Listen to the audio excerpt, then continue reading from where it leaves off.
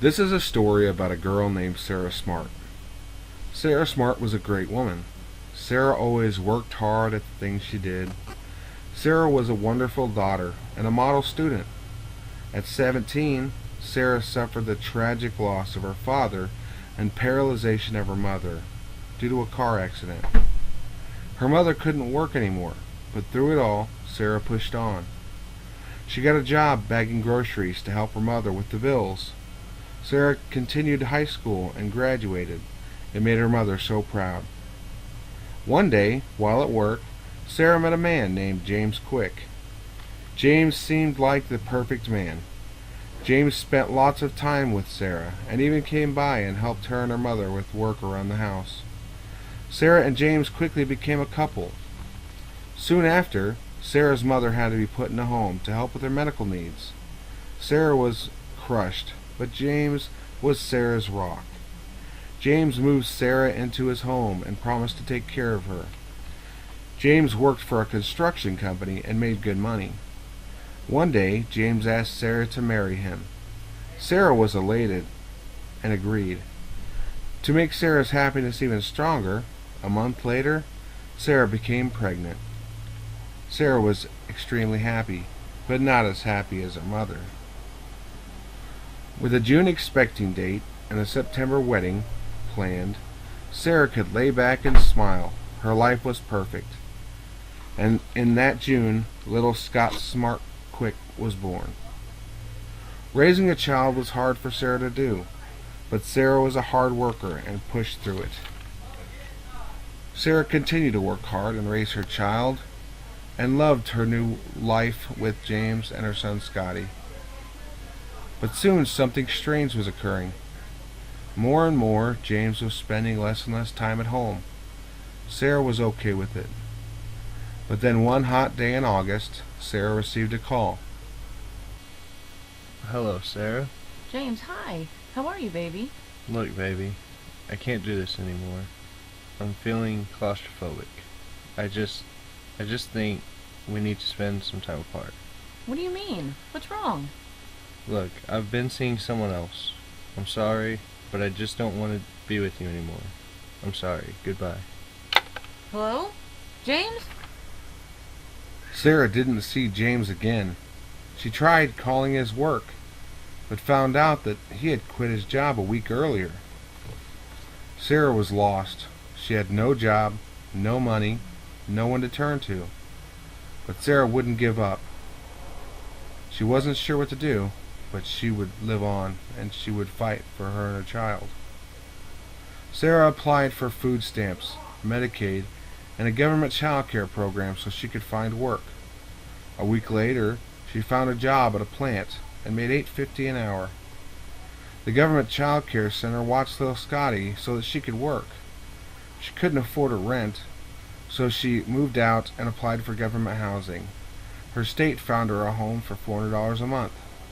She worked as much as she could to make ends meet, and with her government assistance, she was making it happen. Sarah's happiness slowly began to return. Her and Scotty were beginning to do okay. Then, one November day, Mitt Romney became president. Sarah never paid much attention to politics, so she didn't really even notice it much. But one day, a few months later, Sarah was in the store planning to buy baby food and her meals for the next 2 weeks with her food stamps, and diapers, wipes, and her personal items with the last $40 she had after paying her bills. But when she swiped her card, there was no money on it. Sarah figured it was a mistake and went to the local office to fix the problem. The man at the desk told her since the Romney-Ryan budget had passed, her overtime had now made her ineligible for her benefits, and she would lose her food stamps. Sarah was worried, but told the man, It's okay. My job has offered me 10 more hours a week. I would just like to apply for additional childcare assistance so I can pick up the extra hours. "Oh, I'm sorry, miss, but starting next month we will no longer offer government childcare or housing. The Romney budget cuts those programs out. You will also lose your Medicaid if you worked more hours." How will I work? Where am I supposed to live? I work 52 hours already, and I can't afford childcare. I barely make it now as it is. I'm very sorry, miss. I can suggest a church that'll give you some food. Maybe it'll help a little. Again, I'm real sorry. Sarah was lost. You see, Sarah made $1,400 a month at work, but her cost of living was $1,300 a month, and that wasn't counting childcare, insurance, food, and paying half the amount of rent that local residents did in her area. She went to everyone she could, but could find nothing to sustain her ability to live and to raise her child. And after a few weeks, Sarah was out of food. She hadn't eaten in 2 days. She had used the last of her funds to buy food and diapers for Scotty. Sarah was desperate. Finally, after a long thought, she broke down and called someone she never thought she would.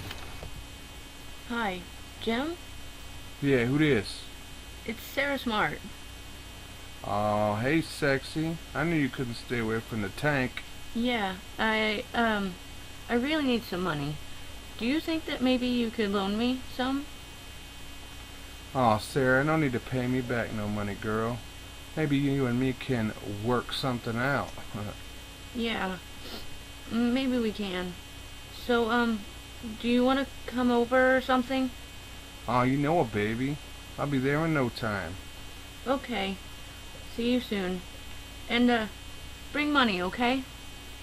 No problem, baby. I got just what you need.